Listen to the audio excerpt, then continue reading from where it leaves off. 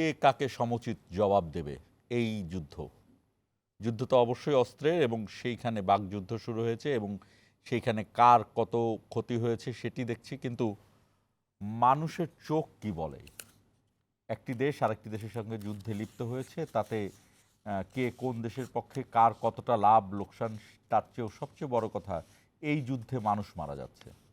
২৬ জন পাকিস্তানি মারা গেছেন, ১০ জন ভারতীয় মারা গিয়েছেন এখন পর্যন্ত। এই এই মৃত্যুই কি শুধু মানে এখানে লোকসান, নাকি এই মৃত্যুর পেছনেও তো আরও মৃত্যু রয়েছে? একটি পরিবারের একজন লোক মারা যাওয়া মানে সেই পরিবারের আর যারা বেঁচে থাকা তারাও কিন্তু মৃত্যু মুখের দিকেই এগিয়ে যাওয়া।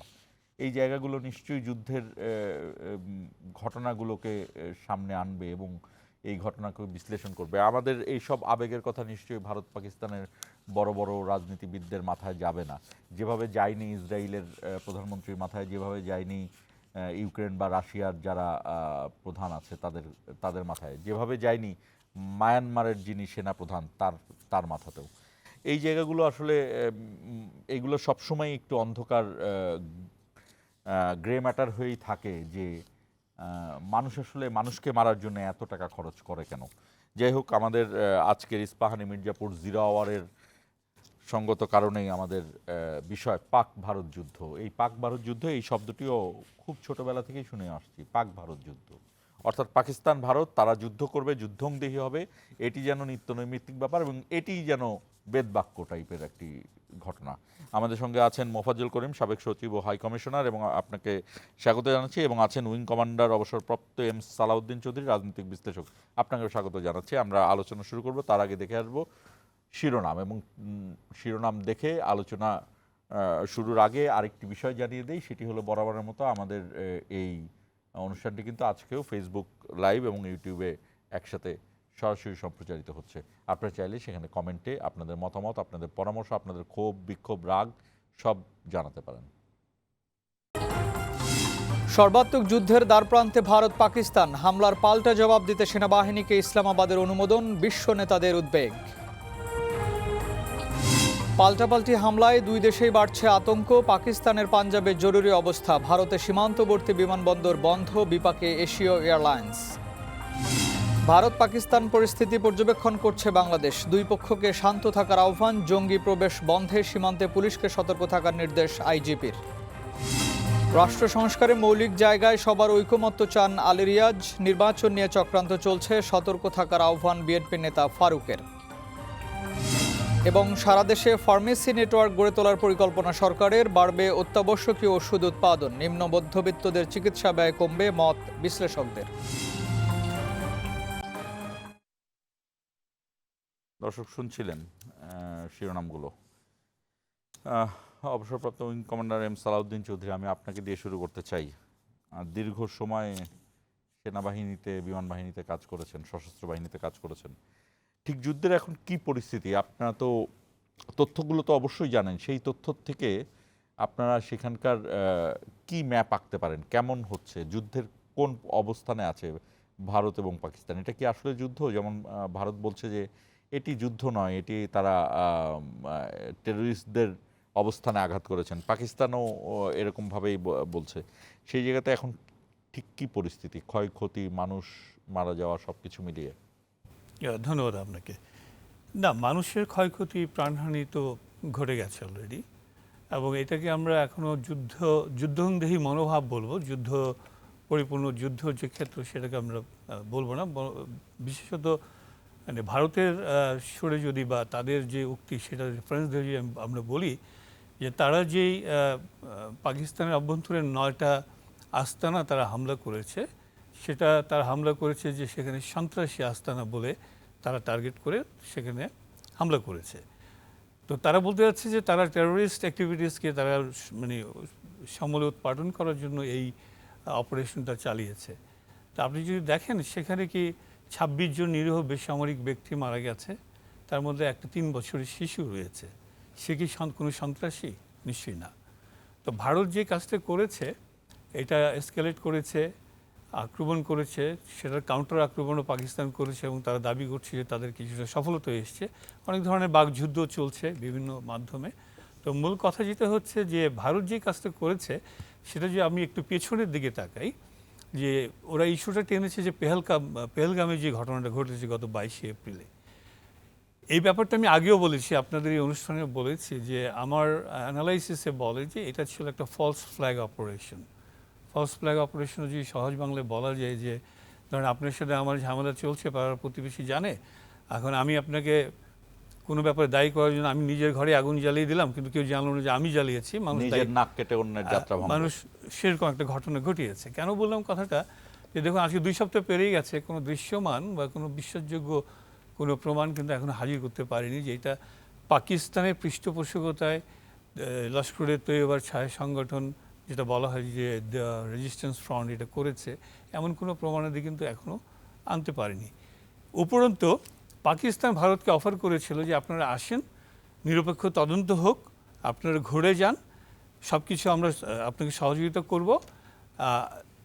সেটা কিন্তু ভারত গ্রহণ করেনি, কারণ ভারতের উদ্দেশ্যটাই ছিল, যেটা আমার অ্যানালাইসিসে বলে, যে এই জিনিসগুলো করে কিন্তু তারা এক ধরনের হিন্দুত্ববাদী রাজনীতিকে উস্কে দিয়ে তাদের রাজনৈতিক ফায়দা লোটার জন্য চেষ্টা করে। আমি গত অনুষ্ঠানে বলে গিয়েছিলাম যে এই পেহেলগামের ইস্যুতে, যেহেতু আমি এটা ফলস ফ্ল্যাগ অপারেশন বলছি, এই পেহেলগাম ইস্যুতে মোদি সরকারের একটা সুবর্ণ সুযোগ ছিল হিউজ পলিটিক্যাল গেইন করার, কিন্তু সেটা কিন্তু এবার হয়নি, because people are quite wise now. এবং স্বয়ং ভারতীয়রা কিন্তু সন্দেহ পোষণ করছে যে এটা কি আসলেই পাকিস্তানি পৃষ্ঠপোষকতায় কোনো সন্ত্রাসী কার্যক্রম, নাকি এটা একটা ফলস ফ্ল্যাগ অপারেশন। যার ফলে হয়েছে কি, এই গতকালকে ঘটনা যেটা ঘটিয়েছে, এটা অনেকটা আমি ধরে নিচ্ছি যে মোদি সরকারের মুখ রক্ষার এক ধরনের অপারেশন চালিয়েছে, যার বিনিময়ে পাকিস্তানে 26 জন লোক, নিরীহ বেসামরিক লোক মারা গেছে, এবং এদিকে বোধহয় 15 জনের মতো নিহত হয়েছে এবং অনেকে আহত হয়েছে।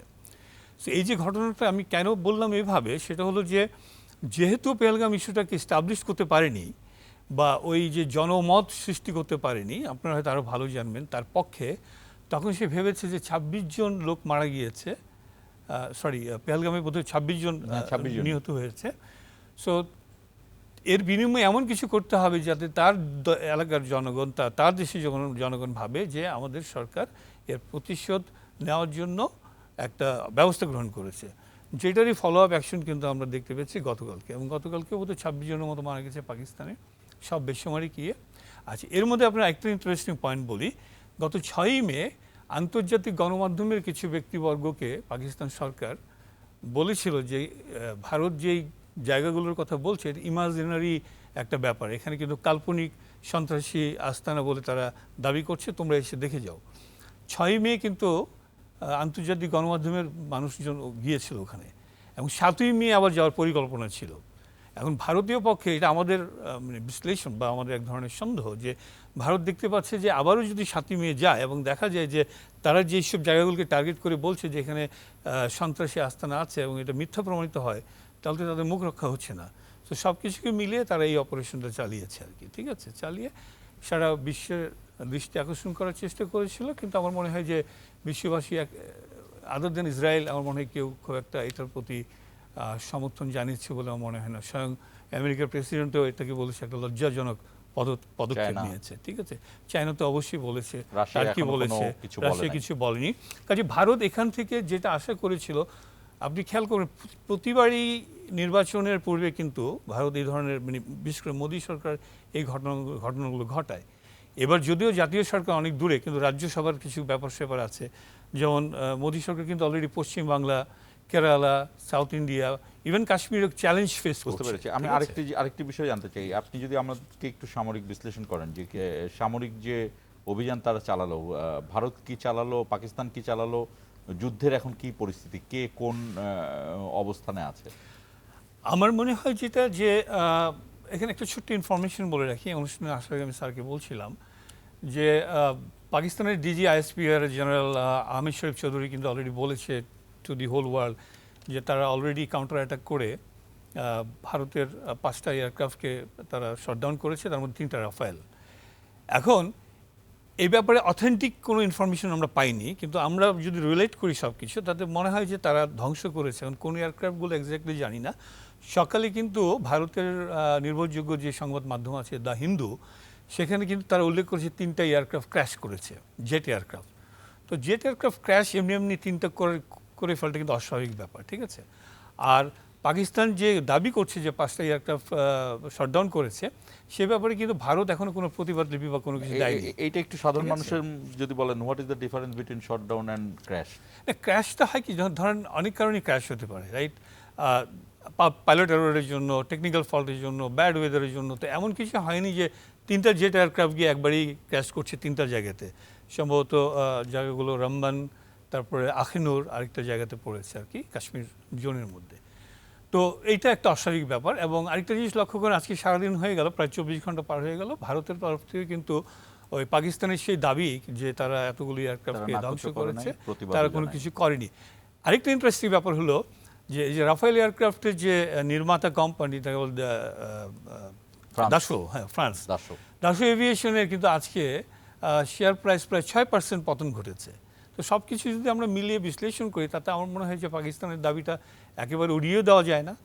আবার 6টি এয়ারক্রাফটের না, 5টি মূল্য aircraft- কেমন? 5টি এয়ারক্রাফট একটি ড্রোন মূল্য কেমন হতে পারে? রাফায়েলের মূল্য আমি যতটুকু জানি যে এক একটা ইজ ভেরি এক্সপেন্সিভ, $288 মিলিয়ন মতো অ্যাপ্রক্সিমেটলি। বাংলাদেশি টাকায় 288 মিলিয়ন কি আপনি এখন মাল্টিপ্লাই করেন, আচ্ছা, হ্যাঁ কত হবে এক একটা? তো 3টা রাফায়েল যদি যাইছে হিউজ লস।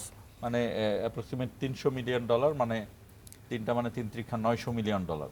হ্যাঁ, সো $900 মিলিয়ন মানে তো আপনি প্রায়। বুঝতে পারছেন যে কত, মানে আপনাকে ক্যালকুলেটর দিয়ে হিসাব করতে হবে। বুঝতে পারছি। সো প্লাস আপনার একটা শোনা যাচ্ছে যে একটা হ্যারন ড্রোন ইসরায়েলি মেড, ওইটাকেও ধ্বংস করেছে পাকিস্তান, ক্লেম করছে, অফিসিয়ালি ক্লেম করছে, এবং তারা রয়টারের মাধ্যমে এই খবরটা মোটামুটি সব জায়গায় প্রচারও করেছে। বাট এইটার বিপক্ষে কিন্তু ভারতের কোনো রিফিউট করেনি এই নিউজটা, যে না এটা সত্যি না। জি, মফিজুল করিমের কাছে আসতে চাই। সেটি হলো যে যুদ্ধ তো সামরিক যুদ্ধ, তো সামরিক অবস্থান তো আছেই, সামরিক ফ্রন্ট। এখন যেটা হচ্ছে তারা মানে আমরা দেখলাম যে একজন এয়ার ডিফেন্সের যুদ্ধ করছে, আর একজন প্লেন পাঠাচ্ছে সেখানে। আমি জানতে চাই যে ইন্টারনাল একটা যুদ্ধ আছে, কিন্তু আপনি যুদ্ধ শুরু করলেন, কিন্তু আপনার দেশের মানুষ জনগণ ঐক্যমতে পৌঁছালো না, সেক্ষেত্রে আপনার জন্য অনেক বেশি সমস্যায় পড়ে যাবেন। পাকিস্তান ভারতের দুই দেশেরই কি অবস্থা এইটা, সেটি হলো ইন্টারনাল যে ন্যাশনাল কনসেনসাস, সেই দিকে। আরেকটি বিষয় জানতে চাই যে ইন্টারন্যাশনালি যে যুদ্ধটা, কূটনৈতিক ডিপ্লোম্যাটিক ওয়ার যেটাকে বলা হয়, সেই জায়গাতে পাকিস্তান ভারত কি অবস্থানে আছে? আপনাকে ধন্যবাদ। দেখুন, পাকিস্তান আর ভারতের মধ্যে সেই 47 ইংরেজির পর থেকে অনেক যুদ্ধই তো হয়েছে, ছোট বড় অনেক যুদ্ধ হয়েছে। অন্তত 3টা যুদ্ধ খুব বড় হয়েছে। হ্যাঁ, ছোট বড় সব মিলিয়ে 47-এর পরে পরে সেই জেনারেল আকবরের আক্রমণ এই সমস্ত থেকে শুরু করে। তো এবারকার যে যুদ্ধটা, এটা যে যুদ্ধ হওয়ার মতো এর আগে, মানে যেদিন ওই যে 26 জন পেহেলগামে যে মারা গেল, এটাকেই যদি আমরা মনে করি ইস্যু যুদ্ধের, তার আগে কিন্তু কোনো আলামত তো দেখলাম না। এমন না যে বর্ডার স্কিরমিশ যেটাকে বলা হয় ওনাদের ল্যাঙ্গুয়েজে, যে সীমান্তে ছোটোখাটো সংঘর্ষ হয়েছে, ঠুসঠাস হতে হতে এটা এসকেলেট করে গেছে, নাথিং অফ দি কাইন্ড। পেহেলগামের ঘটনা ঘটেছে, ওকে, এটাকে অনেকভাবে এটাকে ফেস করা যেত। অর্থাৎ এটার জন্যে একদম ওই 26 জনের পরিবর্তে 26,000 মেরে ফেলবো বা যুদ্ধ ঘোষণা করে দেবো, এটা না করেও তো এটা করা যেত, প্রতিবাদ করা যেতে পারতো, বৈঠক হতে পারতো, যেটা স্বাভাবিক কূটনৈতিক প্রচেষ্টা হতে পারত। তাদের কাছে সবচেয়ে বড় কথা হচ্ছে, পাকিস্তানকে যদি দোষী করলে, তাহলে আগে তাদেরকে তাদের বক্তব্যটা বলার সুযোগ দাও। তুমি তো চ্যালেঞ্জ করা উচিত ছিল, কেন তুমি এটা করলে, আমরা মনে করি প্রমাণ আনুক সামনে। কিন্তু তা না করে তুমি একেবারে ওই পথে চলে গেলে, পাকিস্তান তো বলবেই যে না আমরা করি নাই বা আমরা নির্দোষ। তো যাই হোক, এটা আমার কাছে খুব একটা ইম্যাচিওর বা কি বলবো, এটা একটা রীতিমতো ছেলে খেলার মতো, একটা বাচ্চারা যেরকম মারামারি যুদ্ধ ইত্যাদি করে কোনো ভাবনা চিন্তা না করে হঠাৎ করে লেগে গেল, এরকম একটা ছেলেমি ভাব এটার মধ্যে। তো যেটাই হোক না কেন, এটা অত্যন্ত দুঃখজনক। আর বিশেষ করে মনে রাখতে হবে এই দুই দেশই, we like it or not, তারা এখন অ্যাটমিক পাওয়ার, নিউক্লিয়ার ওয়েপেন্স। নিউক্লিয়ার উইপেন আছে তাদের কাছে। এখন দুই দেশের অন্তত একজন তো নিজেকে দুনিয়ার বাদশাহ মনে করে, অন্তত ভারতের সে মনে করে একজন বিরাট মহারাজা বা এরকম কিছু মুঘল সম্রাট। বলা যায় না যদি বলে যে অত কিছু দরকার নেই, বোমা একটা মেরে দিয়ে ইসলামাবাদ উড়াই দাও, পিন্ডি উড়াই দাও, করাচি উড়াই দাও ইত্যাদি আর কি, তাহলে তো সর্বনাশ হয়ে যাবে। That is the beginning of world war, সোজা কথা। তখন তো সবাই ইতিমধ্যেই কিন্তু লক্ষণীয়, যদিও খুব উচ্চস্বরে বলে নাই, ওআইসির কোন সদস্য টার্কি ইত্যাদি কিন্তু তারা পাকিস্তানের পক্ষে একাত্মতা ঘোষণা করে ফেলেছে যে আমরা তোমাদের পাশে আছি, তাই না? টার্কি তো বোধহয় বলবে। আর কি সম্ভবত তাদের রণতরী পাঠানোর কথাও বলেছে। হ্যাঁ, ওই তো মানে আলামত দেখা যাচ্ছে যে মুসলিম ওয়ার্ল্ড বোধ হয় একদম চুপচাপ বসে থাকবে না। তার বিপরীতে যদি আমরা বলি যে তাহলে পরে পক্ষে, ইন্ডিয়ার পক্ষে কে? ইসরায়েল যাবে, যেতেও পারে ইসরায়েল। তবে ইসরায়েল তো যত দিন যাচ্ছে তত আস্তে আস্তে বন্ধুবিহীন, সঙ্গীবিহীন হয়ে পড়ছে। এটা একটা গণধিকৃত একটা রাষ্ট্র হয়ে যাচ্ছে, হয়ে পড়েছে অলরেডি।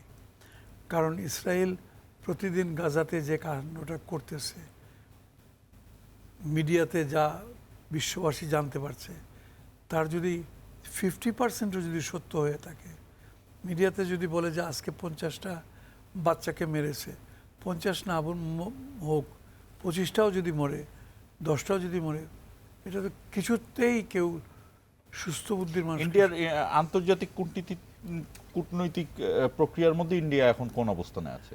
কূটনৈতিক প্রক্রিয়া তারা কিছু প্রদর্শন করছে বলে তো আমার মনে হয় না। আমার তো মনে হয় মোদি সাহেব বলেছে তোমরা চুপ করে থাকো, তার কূটনীতিবিদ, তার ডিপ্লোম্যাটদেরকে বলেছে তোমাদের কিচ্ছু করতে হবে না, আমি লেট মি হ্যান্ডেল। আমার মনে হচ্ছে এরকম একটা গোয়ার্তুমি তিনি করতেছেন। তিনি এটাকে একটা গুজরাট মনে করতেছেন 2006 সাল না কবে যে গুজরাটের ওই ট্রেনে যেমন আগুন ধরে দিল, সেরকম মনে করছে। তো সেটা তোমার নিজের দেশের মধ্যে করে তুমি পার পেয়ে যেতে পারো, তবুও যে আন্তর্জাতিকভাবে পার পেয়েছো তা তো না। এটা তোমার জন্য একটা কালিমা হয়ে আছে এবং এটা ইতিহাসে এইভাবেই লেখা হবে। আর এইখানে তিনি যেটা করছেন আমার মতে আর কি, যে তার ধরে নিলাম যে পাকিস্তান ওই পেহেলগামের ওই হত্যাকাণ্ডের জন্য দায়ী, তাও যদি হয়ে থাকে, তবুও তো প্রথম প্রচেষ্টা যেটা কি, কোনোদিনই তো সেটা গোলাগুলি নয়, কোনোদিনই সেটা বোমাবর্ষণ নয়, কোনোদিনই এয়ার অ্যাটাক নয়। প্রথম হচ্ছে গিয়ে এটা কূটনৈতিক আলাপ আলোচনায় বলুন বা কূটনৈতিক যুদ্ধ বলুন, ডিপ্লোম্যাটিক ওয়ার আগে শুরু করা, তা করে নাই। না করে মোদি সাহেবের বোধহয় খুব শিগগিরই অনেক বন্ধুহারা হতে হবে। ইতিমধ্যেই প্রথমে আমি একটু বিস্মিত হয়েছি ডোনাল্ড ট্রাম্পের মন্তব্যে। ট্রাম্প স্ট্রেট বলছে এটা, সে বলেছে এটা না, উনি যদি শুধু বলতো যে এরকম যদি বলতো যে ইন্ডিয়া পাকিস্তানের এই যুদ্ধটা লজ্জাজনক, এটা যদি বলতো, তা বলে নাই। ভারতের হামলা, ইয়েস, ভারতের হামলাটা লজ্জাজনক। ওয়েল, তার মানে সে অলরেডি ভারতকে কাট করে দাঁড় করিয়ে দিয়ে একই দিকে চীনও বলছে। হ্যাঁ, চায়না তো দুঃখজনক শব্দটা বলেছে, which is more diplomatic than Trump. না, কিন্তু সেটাও ভারতের কথাই বলছে যে ভারতের হামলা দুঃখজনক। হ্যাঁ, ভারতের হামলা দুঃখজনক বলেছে, লজ্জাজনকও বলে নাই, বা তাকে কোনো রকমের কোনো তিরস্কারের কোনো কথা বলে। কিন্তু Trump of all the people in the international arena, Trump বলে বসলো যে ইন্ডিয়া এটা আক্রমণটা তাদের লজ্জাজনক ব্যাপার। তো তাতে কি হচ্ছে? তাতে মোদি বোধহয় যে স্বপ্ন দেখছিলেন যে সমস্ত ভূখণ্ডটা দক্ষিণ এশিয়ার এই পাক ভারত উপমহাদেশটা হিন্দু রাষ্ট্র হয়ে যাবে, এই স্বপ্নটা বোধহয় দুঃস্বপ্ন পরিণত হওয়ার বেশি আর বাকি নাই।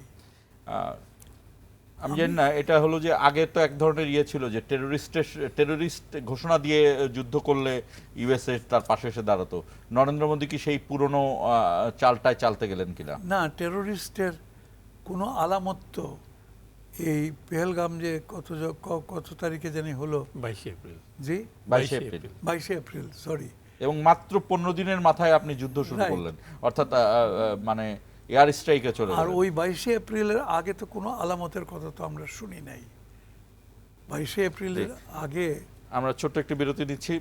দর্শক, ইস্পাহানি মির্জাপুর 0 আওয়ার বরাবরের মতোই ফেসবুক এবং ইউটিউব পেজেও সরাসরি সম্প্রচারিত হচ্ছে। পাক ভারত যুদ্ধ হলো আমাদের বিষয়। আপনারা চাইলে এই বিষয়ে আপনাদের কোনো পরামর্শ থাকলে, আপনাদের কোনো মতামত, মন্তব্য, ক্ষোভ বিক্ষোভ থাকলে সেগুলো জানাতে পারেন আমাদের কমেন্টে। আমাদের সঙ্গেই থাকুন। ছোট্ট একটি বিরতি শেষ করে আবারও আলোচনা শুরু করব।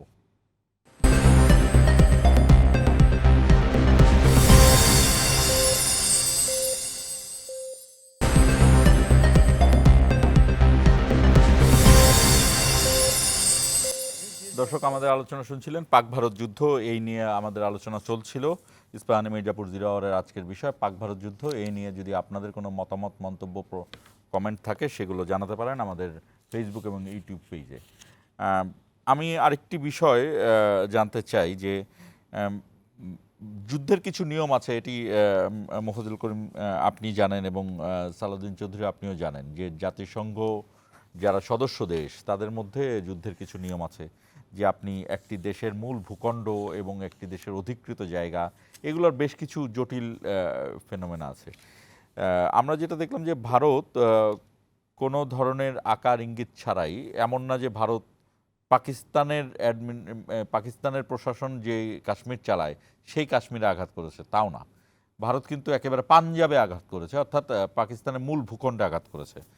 আবার পাকিস্তান যে আঘাতটা করেছে সেটি কিন্তু তারা কাশ্মীরের একটি এয়ার বেইজে, যেটা ভেতরে, আর অন্যগুলা ছিল পাকিস্তান বলছে যে তারা ডিফেন্সিভ খেলছে, এয়ার স্ট্রাইকের জায়গায়, ও তারা যেমন এয়ার স্ট্রাইকে তারা এয়ার ডিফেন্স করছে। এই জায়গাটিকে, মানে এই যুদ্ধের এই জায়গাগুলোকে আপনারা কিভাবে বলেন? যেন মোফাজ্জল করিম আপনার কাছে জানতে চাই যে এটা কি আসলে যুদ্ধের মতোই কিনা? ওই একটা কথা আছে না, প্রবাদ বাক্য, চিন্তা করে বের করলাম, কথাটা বহুত আগে শুনেছি সেই ছাত্র জীবনেই। There is nothing unfair in love and war. প্রেমের ব্যাপারে বলা হয় এটা আর কি, কিন্তু ওয়ার শব্দটাও সেখানে আছে। যুদ্ধ এবং প্রেমের ক্ষেত্রে কোনো কিছু অবৈধ নয় বা কোনো কিছু খারাপ না। ওই থিওরি বোধহয় মোদি সাহেবের মাথায় আছে, তিনি সেটাই মেনে চলছেন। কিন্তু বিশ্ববাসী কিন্তু সেটা মানবে কিনা, সারা পৃথিবীর লোককে সেটা আপনি খাওয়াতে পারবেন কিনা, সিকিউরিটি কাউন্সিলকে সেটা বোঝাতে পারবেন কিনা, দ্যাটস অ্যানাদার কোশ্চেন। আপনি ইয়েস, বর্ডার ওয়ারফেয়ার বলুন বা বর্ডার স্কিরমিশ সবসময় লেগে থাকতে পারে। আমাদের এই ভূখণ্ডেও তো এটা মাঝে মাঝেই তো হয়। পুশিন হচ্ছে, ভারত পুশিন করেছে অন্তত 40 জন আজকে, এই গতকালকেও। এটা তো পুশিন গেল, এর মধ্যে যদি ঠুসঠুস আরম্ভ হয়ে যায়, এদিকে বিজিবি আর ওইদিকে বিএসএফ যদি মারামারি, তারপরে at the end of the day হয়তো দেখা গেল এইদিকে 20 জন ওইদিকে 30 জন মারা গেছে ইত্যাদি। এটাও তো ছোটোখাটো ওয়ার তো বটে, ওই এলাকার জন্য পার্টিকুলারলি ওয়ার। কিন্তু এটাকে যদি আপনি ঠেলে একেবারে ভেতরে নিয়ে যান, ক্যালকাটাতে নিয়ে যান, বা গড ফরবিড ওরা যদি ঠেলে একদম ইয়েতে যশোরে বা খুলনায় চলে আসে বা ফরিদপুরে চলে আসে, তাহলে তো এটা তো আর সীমান্ত যুদ্ধ, সীমান্ত সংঘর্ষ তো আর রইল না। এই জিনিসটা যেটা করেছে মোদি সাহেব, অর্থাৎ ইন্ডিয়া যেটা করেছে, তারা জেনে বুঝেই করেছে। তাদের বোধহয় খুব হাউস, বাংলা কথা, খুব হাউস হয়েছে, তারা তাদের শক্তিমত্তা প্রদর্শন করে পাকিস্তানকে ফিনিশ করে দিয়ে এক ইয়ে করে। তো এটাতে ওই আরেকটা বাংলা, মানে কথ্য ভাষায় একটা প্রবাদ বাক্য, পাটা পুতাইলে ঘষাঘষি মরিচের জান যায়। তুমি আণবিক শক্তি, ইন্ডিয়া, তুমি আণবিক শক্তি, পাকিস্তান, তোমাদের মধ্যে ঠুসাঠুসি হবে, হ্যাঁ তাতে হয়তো তোমরা দুইজনই শেষ হয়ে যাবে বা একজন শেষ হবে, মাঝখান থেকে আমি মরিচ বেচারা, আমি আণবিক শক্তি নেই। আমি কাদের কথা বলছি? এই শান্তিপ্রিয় বাংলাদেশের মানুষ। শুধু বাংলাদেশ কেন, নেপাল, ভুটান, শ্রীলঙ্কা এবং নেপাল, ভুটান এরা তো আছেই। বিশেষ করে আমাদের বাংলাদেশের কথা বলছি এই জন্যে, আমরা তো সবসময় শান্তির পক্ষে কথা বলে আসছি। হ্যাঁ, নেপাল বা ভুটানের এমন কোনো ইতিহাস নাই যে তারা কোনো যুদ্ধ বিগ্রহের মধ্যে জড়িয়ে পড়ে। তো সেইটা তাদের ভাবনা চিন্তা করা উচিত ছিল, করে নাই। যখন আমরা we like it or not, আমরা উইলি নিলি আমরা জড়িয়ে পড়েছি যখন, অতএব কূটনৈতিক খেলা যেটা, এটাতে আমাদের অবশ্যই এখন অংশগ্রহণ করতে হবে আমাদের নিজেদের স্বার্থে। আমরা এই বিষয়ে আরো বিশদ আলোচনায় আনবো। সালাউদ্দিন চৌধুরী, আপনার কাছে জানতে চাই, এখন ভবিষ্যৎ কি এই যুদ্ধের? আমাদের একটা হলো প্রত্যাশা, বাংলাদেশের অ্যাসপেক্ট থেকে না, আমি একজন সামরিক বিশেষজ্ঞ হিসেবে জানতে চাচ্ছি যে ভারত পাকিস্তানের অ্যাসপেক্ট থেকে কে জিতবে, কে হারবে, এই সব কিছু মিলায় আপনার কাছে মিলিয়ে এগুলার ইয়ে কি? আমার একটা হলো প্রত্যাশা, একটা হলো প্রেডিকশন। আমি দুটোই বলছি যে আমার প্রত্যাশা যেন এই অঞ্চলে, আপনি দেখেন পুরো পৃথিবীতে এখন মিডল ইস্ট থেকে শুরু করে ইউক্রেন রাশিয়া ওয়ার, এদিকে ট্রাম্পের ট্যারিফ ওয়ার, সব কিছু মিলিয়ে কিন্তু একটা উলটপালট অবস্থার মধ্যে দিয়ে যাচ্ছে। সেখানে সাউথ এশিয়ার এই দুটো দেশের মধ্যে দুটি পরাশক্তির দেশ, মোর দেন 300 নিউক্লিয়ার ওয়ারহেড আছে দুজনের কাছে, ঠিক আছে? সো এখানে আমরা কখনোই প্রত্যাশা করবো না যে ফুল স্কেল ওয়ার হোক, এবং প্রেডিকশনও হচ্ছে আমার মনে হয় এটা ফুল স্কেল ওয়ারের দিকে যাবে না, যুদ্ধটা যাবে না আমি আশা করি। কারণ কি, পাকিস্তানের অবস্থা যদি ধরেন আপনি, ঠিক আছে, তার স্কিল বা দক্ষতা যথেষ্ট আছে, বিশেষ করে এয়ার কম্ব্যাটে, বাট তাদের কিন্তু অর্থনৈতিক, রাজনৈতিক, সার্বিক পরিস্থিতি কিন্তু খুব বেশি দিন যুদ্ধ করার মতো অবস্থা তারা নেই, নাম্বার ওয়ান। নাম্বার টু, ইন্ডিয়াও কিন্তু can afford to continue for a long term war, because তাদের ইন্টারনাল অনেক ইস্যু আছে, ঠিক আছে, রাজনৈতিক ইস্যু আছে, আপনার সংখ্যালঘু সাম্প্রদায়িক ইস্যুগুলো এখনও জিয়ে আছে। কিছুদিন আগে আমি বলে গিয়েছিলাম, আপনি দেখেন যে ওয়াকফ যে আইনটা করেছে, সেই আইন নিয়ে কিন্তু, যদিও সুপ্রিম কোর্ট, ভারতের সুপ্রিম কোর্ট এটাকে হোল্ড করেছে, বাট এটা নিয়ে কিন্তু ভারতীয় মুসলিমদের মধ্যে একটা প্রচণ্ড ক্ষোভ এবং উত্তেজনা এখনও বিরাজ করছে। এবং অনেকেই খেয়াল করছে যে মোদী সরকার যেটা চেষ্টা করছে এই ইস্যুগুলোকে সামনে এনে বারবার রাজনৈতিক ফায়দা নেওয়ার জন্য, এবং তার বিনিময়ে কিন্তু অনেকগুলো প্রাণ যাচ্ছে, ঠিক আছে, এটা কিন্তু এখন ক্লিয়ারলি আন্ডারস্টুড। সো আমার কাছে মনে হয় না, বাট মোদী সরকার যদি বিশেষ করে 22 এপ্রিলের ঘটনার পরপর যদি এমন কিছু করতে পারতো যেটা তাকে একটু আপলিফট করতো পলিটিক্যালি, তাহলে বোধহয় এই আজকের এই গতকালকের এই অপারেশন উনি যেতেন না। উনি যাচ্ছেন, আমি প্রথমেই বলেছি, এটা অনেকটা তার এবং তার সরকারের মুখ রক্ষা করার মতো একটা কৌশল অবলম্বন করছে, বাট বিনিময়ে কিন্তু কিছু নিরীহ প্রাণ যাচ্ছে। সো আমার প্রেডিকশন হলো, মুখ রক্ষার মতো এতটা নিরীহ একটা শব্দ দিয়ে এটাকে ব্যাখ্যা করবেন আপনি? না, আমি নিরীহ শব্দটা বলছি কেন, এই জন্য যে এটা আসলে এক ধরনের ক্ষেত থেকে বলছি যে তার যে, আপনি দেখেন সে কিন্তু পরপর 3 বার নির্বাচিত হয়েছে, প্রতিটি জাতীয় নির্বাচনের আগে কিন্তু এরকম কিছু ঘটনা ঘটিয়েছে। আপনি উরির ঘটনা যদি ধরেন, আপনি পুলওয়ামের ঘটনা যদি ধরেন, ঠিক আছে, 2019-এ যেটা হলো 40 জন আধা সরকারি ব্যক্তি মারা গেলেন, ঠিক আছে। সেই ঘটনাগুলো এখন মানুষ কিন্তু বুঝতে পারছে। সো ওনার ফায়দা লোটার জন্য যে কাজটা উনি করছেন, পেহেলগামের ঘটনাটা আমি জানি না, অনেক নিরাপত্তা বিশেষজ্ঞ হয়তো আমার সাথে দ্বিমত করবেন, বাট আমার বিশ্লেষণে আমি এখনও বলবো এটা it's a clearly false flag operation, যেখান থেকে ফায়দা উঠতে মোদি এবং তার সরকার ব্যর্থ হয়েছে। সো এখন তারা এই পর্যায়ে এসছে, ঠিক আছে। এই জন্য আমি বললাম যে মুখ রক্ষা। কেন মুখ রক্ষা? বিকজ তাদের যে অনেকগুলো চ্যালেঞ্জ কিন্তু দাঁড়িয়ে গেছে রাজনৈতিকভাবে। পশ্চিমবাংলা বলেন, কেরালা বলেন, সাউথ ইন্ডিয়া বলেন, কাশ্মীরে বলেন, তো রাজ্যসভা যে নির্বাচনগুলোকে তাদের জিততে হবে। They are losing power, they are losing their position. So সব কিছু মিলে এরকম একটা ঝুঁকিতে তারা গিয়েছে। বাট ফুল স্কেল যুদ্ধ বা ওয়ার স্কেলেট করার মতো অ্যাবিলিটি আপনি অর্থনৈতিক বলেন, কূটনৈতিক বলেন, রাজনৈতিক বলেন, আমার মনে হয় দুই দেশের কারোরই নেই। আমরা আশা করি, প্রত্যাশা করি যেন ওই দিকে ধাবিত না হয়, বা হওয়ার সম্ভাবনা হয়তো কম। আমরা দেখব আগামী দিনগুলোতে কি হয়। আজকে তো ওই ঘটনার পরে আর তেমন কিছু হয়নি, যুদ্ধ চলছে। এখন দেখা যাক এটা কীভাবে সমাধান। মফিদুল করিমের কাছে আবার আসতে চাই, যে কথাটি বলছিলাম যে বাংলাদেশের প্রভাব, বাংলাদেশে কেন প্রভাব পড়বে? বাংলাদেশ তো পাকিস্তান ভারতের সাথে যুদ্ধে লিপ্ত নয়। প্রথমেই আপনি অর্থনৈতিক দিকটা দেখেন। যদি প্রতিবেশী দুই পরাশক্তি এই ধরনের লড়াই শুরু করে, তাহলে তো অর্থনৈতিক দিক থেকে একটা বিপর্যয় নেমে আসবে পুরা ভূখণ্ডের মধ্যে, এখানের মধ্যে। আমাদের এমনিতেই বর্তমানে আমাদের অনেক সমস্যা আছে, তার মধ্যে অর্থনৈতিক সমস্যাটাও কিন্তু কম নয়। এখন যদি এই বোঝার উপরে শাকের আটি যদি মাথার উপরে আসে, আর তাও আমাদের কোনো অন্যায়ের জন্য নয়, আমরা এটাতে কোনো পার্টি না, কিছু না, তোমরা দুই মাস্তান, তোমরা লড়াই করতেছো, করো, কিন্তু তার ফল আউটটা যেটা, তার যে পার্শ্ব প্রতিক্রিয়া, এটাতে তো আমরা তো এফেক্টেড হয়েই যাব। সেই কারণেই এটা সম্পূর্ণ অনভিপ্রেত, এবং আমাদের জন্যে বাংলাদেশের মতো দেশ বা নেপালের মতো দেশ, ভুটানের মতো দেশ যারা একদম আশেপাশেই আছে, শ্রীলঙ্কা বা মালদ্বীপ তারা অনেক নিচে, খুব একটা এটাতে আক্রান্ত নয়। আমাদের জন্য সমূহ বিপদের আশঙ্কা, বিশেষ করে অর্থনৈতিক দিক থেকে, এবং আপনার অন্যান্য যে সমস্ত আমাদের সমস্যা আছে যেগুলো নিয়ে আমরা নিজেরা এখন একটু কাতর আছি।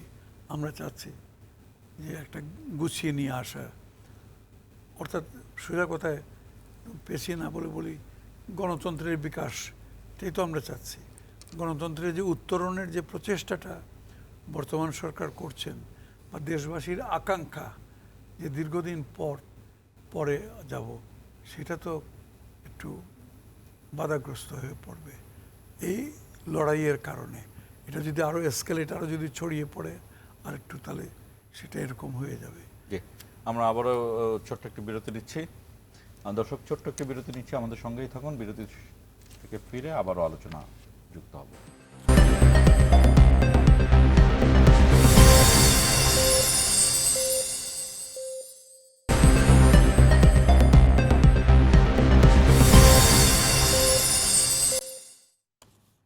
আবারও স্বাগত ইস্পাহানি মির্জাপুর জিরো আওয়ারে। আমাদের অনুষ্ঠানটি সরাসরি সম্প্রচারিত হচ্ছে বৈশাখী টেলিভিশনের পর্দার পাশাপাশি ফেসবুক এবং ইউটিউব পেজে। আপনারা চাইলে সেখানে কমেন্টে আপনারা আমাদের সঙ্গে যুক্ত হতে পারেন। সালাউদ্দিন চৌধুরী, আপনার কাছে আমি আরেকটি বিষয় জানতে চাই। আপনি বারবার বলছেন যে এটি একটি ফলস ফ্ল্যাগ অপারেশন, অর্থাৎ নাটক আর কি, যেটি আমরাও এই যে কল্যাণপুরের একটি ঘটনা এতদিন পরে তদন্ত থেকে বের হলো। আরেকটি ঘটনা দেখলাম যে একটি ছেলে ঢাকায় এসেছিল চাকরি খুঁজতে, তাকে জঙ্গি বানিয়ে দেওয়া হলো, জঙ্গি বানিয়ে মেরে ফেলা হলো। এরকমের বিভিন্ন ধরনের জঙ্গি নাটকের বিষয়গুলো আমাদের দেশে প্রকাশ পাচ্ছে। ভারতের এইটার কি প্রয়োজন? ভারত কেন জঙ্গি নাটক করবে? বিকজ মানে আপনার বলার যে সপক্ষের যুক্তি জানতে চাই। আচ্ছা, ওটার সাথে রেফারেন্স করে আমি এই উদাহরণটা দিতাম। আপনি দেখেন, আমাদের দেশে বিগত সরকারের 15 বছরের অধিক সময় শাসন করেছে, আমরা অনেকগুলি জঙ্গি ঘটনা, তৎপরতার বিষয় দেখতে পেয়েছি। অনেক অপারেশন চালিয়েছে, অনেককে হত্যা করেছে জঙ্গি বলে। তখন কিন্তু মানুষ বলতে পারতো না, কিন্তু অনেকের মনে ধারণা হতো যে এগুলো নাটক। কারণ বাংলাদেশটা খুব ছোট, এবং আমরা কিন্তু সমস্ত ধর্মাবলম্বী মানুষদের সাথে মিলেমিশেই বড় হয়েছি। আমার বাসায় আমার হিন্দু খ্রিস্টান বন্ধুরা দাওয়াত খেতে এসছে, আমরা তাদের পূজা মণ্ডপে গিয়েছি, স্যাররা হয়তো আরও ভালো জানবেন। আমরা কখনো এটা ফিল করিনি, তারাও ফিল করেনি যে আমাদের মধ্যে কোনো ব্যবধান বা বিভাজন আছে। কিন্তু এটা কিন্তু শুরু হয়েছিল, if I can remember correctly, আমার একটা কথা খুব মনে পড়ে যে আমার একটা লেখা ছিল, জঙ্গি তুমি আমার ঘরে কেমন করে এলে। 1991 সালে যখন বাংলাদেশের ইতিহাসে প্রথম একটি নির্মোহ নিরপেক্ষ একটি সুষ্ঠু নির্বাচন হলো, যে নির্বাচনে কয়েকদিন আগে আওয়ামী লীগ সরকার গঠন করে ফেলেছিল। কনফিডেন্ট, আপনাদের মনে আছে কি জানি না, স্যার তো অবশ্যই ভালো বলতে পারবেন। মন্ত্রী পরিষদ গঠন করে ফেলেছে, মন্ত্রী পরিষদ, এমনকি তারা ক্ষমতায় গেলে এরা এই মন্ত্রী, রাইট। এমনকি আমি আপনাকে বলি, বিএনপিও মোটামুটি আন্ডার কনফিডেন্স ছিল যে আচ্ছা কোনো রকম একটা নির্বাচন করি গণতন্ত্র আনার জন্য। খুব বেশি প্রত্যাশা ছিল না যে আমরা তারা জিতবে, এটা মানে রিয়েলিটি। বাট ঘটনা ঘটে গেল, বেগম খালেদা জিয়া একাই 5টা আসনে জিতেছে। ঘটনা ঘটে গেল, বিএনপি সরকার গঠন করলো। তারপরেই মানে এটা আমরা যখন তখন চাকরিতে ছিলাম, আমরা যতটুকু ইন্টেলিজেন্স গ্যাদার করতে পারি, তারপরেই ওই পক্ষটা পরিকল্পনায় বসলো যে এটা তো খুব ডিফিকাল্ট হয়ে যাচ্ছে, যে বিএনপি তো একটা সারপ্রাইজ দিয়ে দিল, তার মানে they have a huge popularity, এটাকে কীভাবে ভাঙতে হয়। এরপরে শুরু হলো আপনার ঘাদানি, প্রথম লাইনটা ছিল সূক্ষ্ম কারচুপি। সূক্ষ্ম কারচুপি তো পরাজিত আপনি বলেছিলেন যে পক্ষে যেটা বলেছিলেন। সূক্ষ্ম কারচুপি হয়েছে। তারপরে আপনার ঘাতক দালাল নির্মূল কমিটি গঠন করা হলো। তারপর 92 তারপরে সালে আদালত হলো, গণ আদালত। সবকিছু এইভাবে এসে এসে গত 15 বছরে আমরা এত কিছু দেখেছি। এখন বেরোচ্ছে ওই যে আপনি বললেন কলের পরে জাহাজবাড়ি যে ঘটনাটা, নাটক, এরকম 2-3টা ঘটনা দেখলাম নাটক হিসেবে উপস্থাপিত হচ্ছে। কতটা নির্মম, কতটা দুঃখজনক ঘটনা দেখেন যে কী কারণে এগুলি করতে হয়েছে। নিজের দেশের মানুষকে মেরে জাস্ট ক্ষমতাকে প্রলম্বিত করার জন্য, যে মাথায় টুপি দাঁড়িয়ে রাখলে নামাজ পড়ছে এরা জঙ্গি, এরকম একটা হয়ে গিয়েছিল, নেগেটিভ প্রতিষ্ঠিত হয়ে গিয়েছিল। তো সেটাই তো আমরা এখন ভারতে এগুলো দেখতে দেখতে আমরা বুঝতে পারছি যে ভারতে এটা হচ্ছে। তো কাজে এই ইয়ে থেকে আমরা বললাম যে এটা একটা ফলস ফ্ল্যাগ অপারেশন, প্লাস এই পর্যন্ত কোনো বিশ্বাসযোগ্য তথ্য উপস্থাপন করতে পারেনি যে এটা সন্ত্রাসী কার্যক্রম বা বাইরের দেশ থেকে এসে বা পাকিস্তান থেকে এসে এটা করেছে। এই জন্য আমার মানে কথাটা বলা। এখন আপনি দেখেন যেটা একটু আগে বলেছিলেন যে যুদ্ধটা ভারত আর পাকিস্তানের মূলত কিন্তু কাশ্মীর নিয়েই সবসময় যুদ্ধটা লেগেছে। তো যুদ্ধটা যখন চারিদিকে ছড়িয়ে না গেছে, মানে এর আগের যুদ্ধগুলো কাশ্মীর সীমান্তবর্তী বা ওই এলাকা ভিত্তিকই ছিল। কিন্তু এইবার দেখেন আপনি আক্রমণটা তারা বেছে বেছে করেছে শিয়ালকোট, মুরিদকে মানে স্যার বললেন একটু আগে যে উনি ওখানে চাকরি করেছেন। মুরিদ হলো আপনার লাহোর থেকে 30-35 মাইল উত্তর পশ্চিমে একটা জায়গা। তা বাহাওয়ালপুর আপনার সীমান্ত থেকে 100 মাইল ভিতরে দক্ষিণ পাঞ্জাবের মতো জায়গায়, সেখানেও কিন্তু আক্রমণ করেছে। তো এই বিষয়গুলো কিন্তু ভাবিয়ে তোলা অনেক, যে আসলে তাদের উদ্দেশ্যটা কি, তারা কোন স্কিলে যেতে যাচ্ছে, কতটুকু তারা ড্যামেজ করতে চাচ্ছে, বা পাকিস্তানকে কতটুকু তারা ইনফ্যাক্ট টেনে নিয়ে আসতে চাচ্ছে যুদ্ধক্ষেত্রে। তো সব মিলিয়ে মনে হচ্ছে যে একটা যুদ্ধাঙ্গের ভাব। তারপরে আমার প্রেডিকশন হলো যে কনসিডারিং অল দি সিচুয়েশন হয়তো সেই ফুল স্কেল যুদ্ধটা হবে না, আশা করি আমি। আচ্ছা, আমি আরেকটি বিষয় জানতে চাই, সেটি মোফাজ্জল করিম আপনাকেও বলি। সেটি হলো যে এই যুদ্ধ শুরুর আগে আমরা আপনারা জানেন যে ভারতে আরেকটি প্রবলেম আছে, খালিস্তান আন্দোলন, হ্যাঁ, শিখদের সাথে, এবং একজন শিখ নেতাকে মেরে ফেলা নিয়ে কানাডা এবং সেইখান থেকে আমেরিকার একটি কথা বলা, এবং এই খালিস্তান পন্থীদের একজন নেতা কিন্তু এই 22 এপ্রিলের পরে একটি বক্তব্য দিয়েছিলেন যে ভারতের 2 কোটি শিখ পাকিস্তানের এই যুদ্ধে এবং শিখদের অবস্থান কিন্তু পাঞ্জাবে, অর্থাৎ ভারতের পাঞ্জাব, পাকিস্তানের পাঞ্জাবে মুসলিমদের অবস্থান বেশি, কিন্তু ভারতের পাঞ্জাব, কিন্তু 2 পাঞ্জাবের সঙ্গে তো অবশ্যই যোগাযোগ আছে ভেতরে ভেতরে, মানে ভেতরে ভেতরে যোগাযোগ মানে হলো যে তাদের এই জায়গাটি যুদ্ধের কোনো প্রভাব আছে কিনা। আবার আরেকটি বিষয় আছে যে পাকিস্তানের বেলুচিস্তানেও এক ধরনের পাকিস্তানের ইন্টারনাল এক ধরনের সমস্যা আছে, যেটিকে ভারত একবার বলল এর মধ্যে যে বেলুচিস্তানের এই স্বাধীনতার বিষয়গুলো নিয়ে আসলো, স্বায়ত্ত শাসনের বিষয়। এই জায়গা থেকে মোফাজ্জল করিম আপনি আমার সঙ্গে আরো কিছু যুক্ত করতে পারেন কিনা। দেখুন, আমি আমার সৌভাগ্য বলুন আর যাই বলুন, চাকরি জীবনে পাকিস্তানে বেশ কিছুদিন চাকরি করতে হয়েছে। উনি যেমন করেছেন, চাকরি করেছেন, ট্রেনিং করেছেন ইত্যাদি, আমাকে করতে হয়েছে।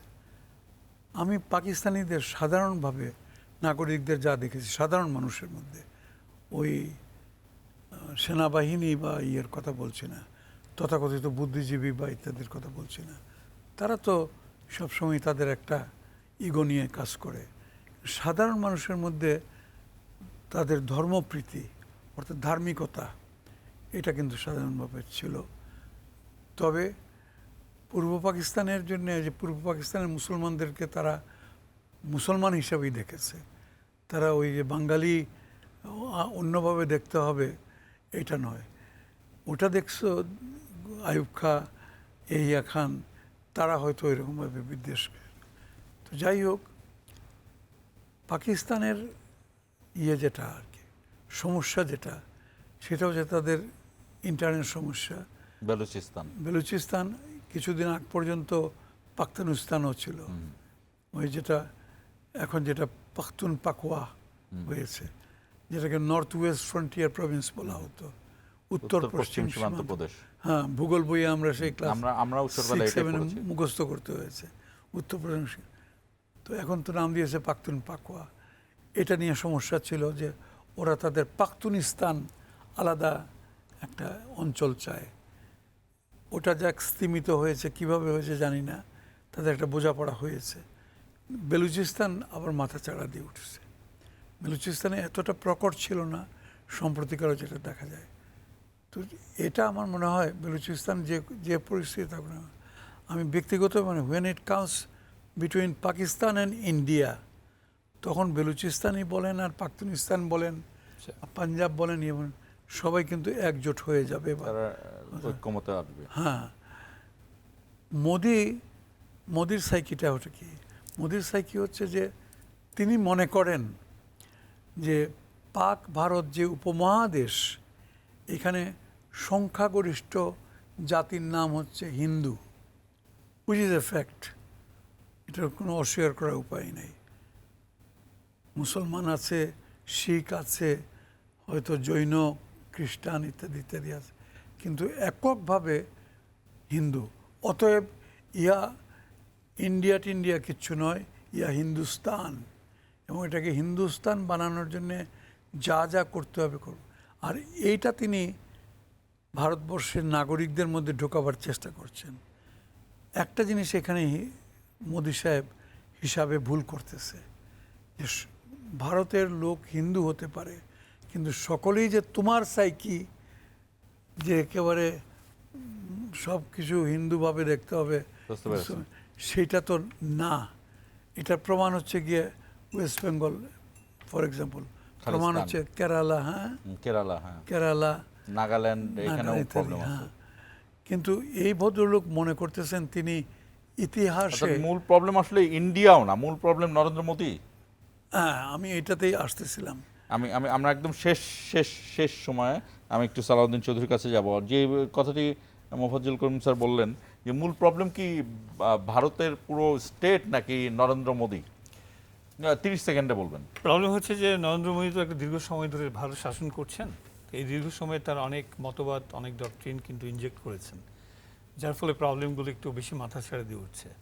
আপনি খেয়াল করে দেখেন যে আমেরিকাতে ট্রাম্প কিন্তু ওই যে হোয়াইট সুপ্রিমেসিটাকে ক্যাশ করে আপনার ক্ষমতায় এসছে, দুবার এসছে, এবং এটা কিন্তু অনেক নেগেটিভ ইম্প্যাক্ট পড়েছে মানে আমেরিকার জনগণের মধ্যেও, যেটা মোদি ওই লেভেলে না হোক, সে হিন্দুত্ববাদী এটাকে উস্কে দিয়ে সেই জিনিসটাকে, পরিবেশটাকে এই অবস্থা নিয়ে এসছে।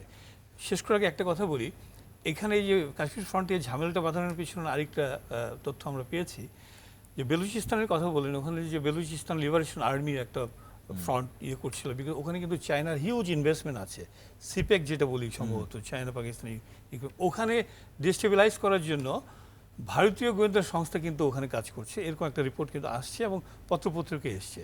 সো এবারে উদ্দেশ্য ছিল যে, আরেকটা উদ্দেশ্য হতে পারে যে কাশ্মীর ফ্রন্টে যুদ্ধ হলে সৈন্য ওই বেলুচিস্তান ফ্রন্ট থেকে আপনি সৈন্য উইথড্র করে এখানে নিয়ে আসবে, সো ওখানে একটা ডিস্টেবিলাইজ করার জন্য সুযোগ পেয়ে যাবে। সো এটাও কিন্তু এক ধরনের একটা ইন্টেলিজেন্স গ্যাদারিং আমরা বুঝতে পেরেছি। আপনাদের দুইজনকেই ধন্যবাদ আমাদের সঙ্গে যোগ দেওয়ার জন্য। দর্শক, যে কোনোভাবেই হোক, ভারত পাকিস্তান দুটোই বাংলাদেশের প্রতিবেশী রাষ্ট্র এবং দুটোর সাথেই বাংলাদেশের সম্পর্ক রয়েছে। কারোর যুদ্ধের ব্যাপারে কারোর পক্ষ নেওয়া বা কারোর বিপক্ষে যাওয়া, দুটোর বিষয়ে বাংলাদেশ হয়তো বা নিউট্রাল জায়গাতেই থাকবে, নিরপেক্ষ জায়গাতেই থাকবে, এবং বাংলাদেশের জনগণ হিসেবে সবাই মনে করেন যে এই যুদ্ধ অবিলম্বে ঠিক এই মুহূর্তে এই এখনকার এই সময় থেকেই বন্ধ হওয়া উচিত, এবং এই জায়গাটি যেন সবাই মনে রাখেন, এবং ভারত এবং পাকিস্তানও যেন সেইভাবেই এগিয়ে যায় যে কোনো ক্রমেই যুদ্ধ দিয়ে কোনো সমাধান নয়, আলোচনা এবং অন্যান্য যেসব টুলস আছে যেগুলো যুদ্ধ নয়, সেই টুলসে এগিয়ে যেয়ে দুই দেশ যেন তাদের উত্তেজনা প্রশমন করে, সেটি সবার কাম্য। শেষ করছি ইস্পাহানি মির্জাপুর 0 আওয়ার।